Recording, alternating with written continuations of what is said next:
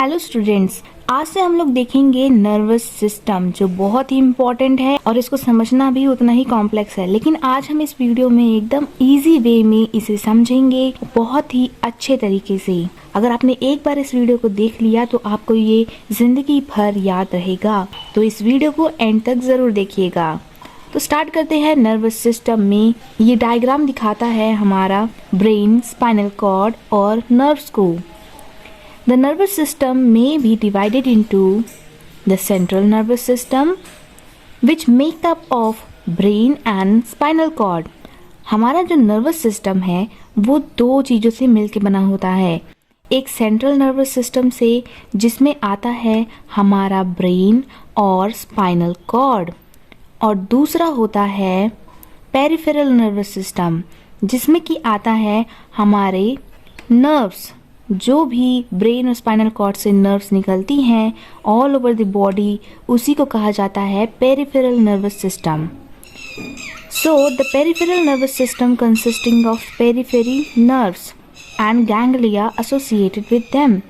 ये यही कह रहा है कि जो हमारा पेरिफेरल नर्वस सिस्टम होता है उसमें पेरिफेरी में जो नर्व्स पाए जाते हैं, जो भी गैंग्लिया पाए जाते हैं, वो ही पीएनएस के अंदर इंक्लूडेड होते हैं। देन हम देखेंगे central nervous system, CNS made up of brain and spinal cord. As you can see, हमारा ब्रेन और नीचे निकली हुई स्पाइनल कॉर्ड। देन हम उसमें से फर्स्ट पार्ट देखेंगे, ब्रेन। ये हमारा ब्रेन का स्ट्रक्चर है। The brain is very important but delicate organ. हमारा जो ब्रेन है वो हमारी ह्यूमन बॉडी के वर्क के लिए, फंक्शन के लिए बहुत ही इंपॉर्टेंट ऑर्गन है, लेकिन साथ ही साथ ये एक बहुत डेलिकेट ऑर्गन है। It is protected by bony cranium. आपको जो ये ब्रेन दिख रही है, इसके ऊपर एक बोनी क्रेनियम होती है, एक बहुत ही हार्ड बोन, जो कि इसे प्रोटेक्ट करके रखती है, क्योंकि ये ब्रेन बहुत ही सॉफ्ट टिश्यू होता है। The brain consist of the cerebrum, cerebellum, mid brain and pons and medulla oblongata. जैसा कि आप लोग डायग्राम में देख सकते हैं कि सेरेब्रम से बना होता है। जो ये पार्ट होता है इसी को सेरेब्रम कहते हैं। देन ये हमारे ब्रेन के नीचे जो ये राउंड राउंड शेप दिख रहा है, ये होता है सेरेबेलम। ये बहुत ही इंपॉर्टेंट रोल प्ले करता है।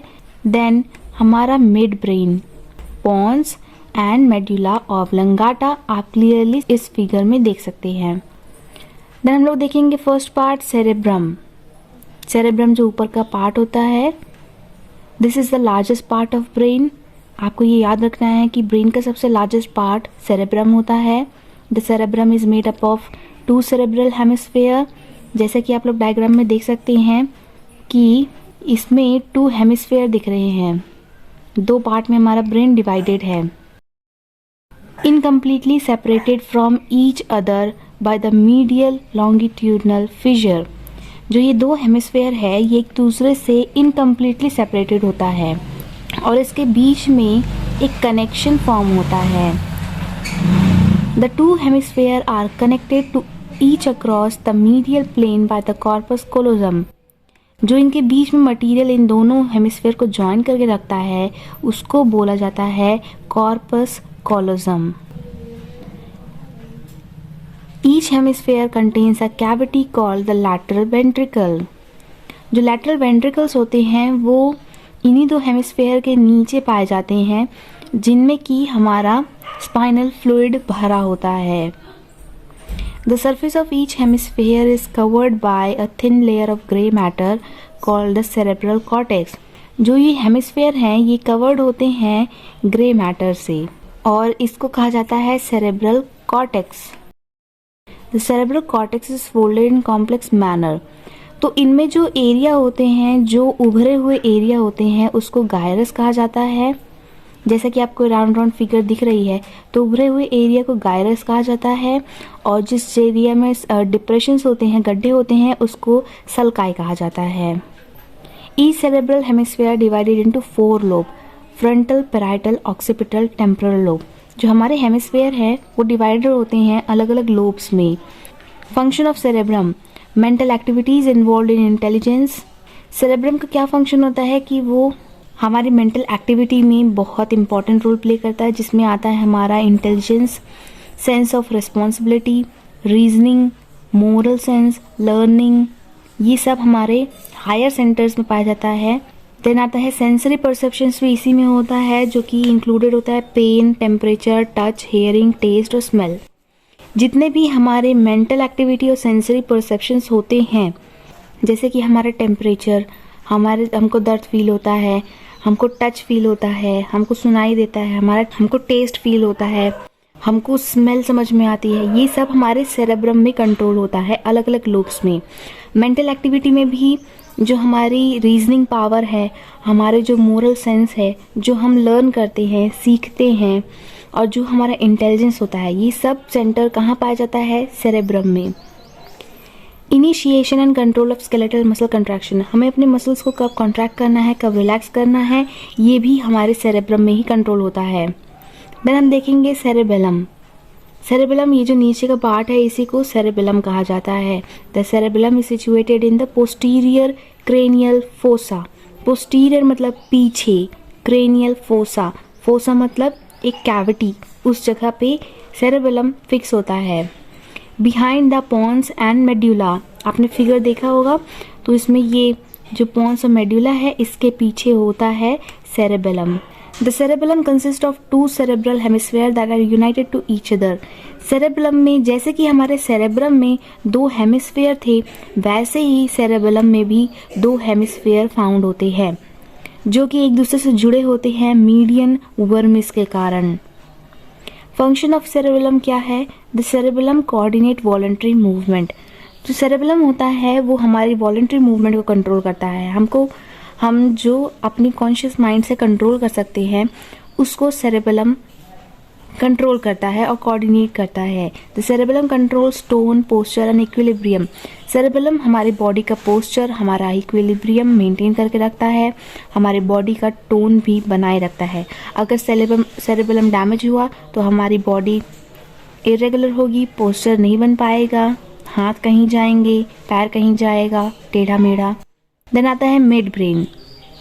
तो मिड ब्रेन, ये जो आपको ब्लू कलर का दिख रहा है, यही है mid brain. The mid brain connects the hind brain with the fore brain. जो हमारा हाइंड ब्रेन है, उसको फोर ब्रेन से कनेक्ट करके मिड ब्रेन रखता है। It contains of groups of cell bodies and nerve fibre. Mid brain के अंदर बहुत सारे सेल बॉडीज फाउंड होती हैं और नर्व फाइबर भी निकले हुए होते हैं।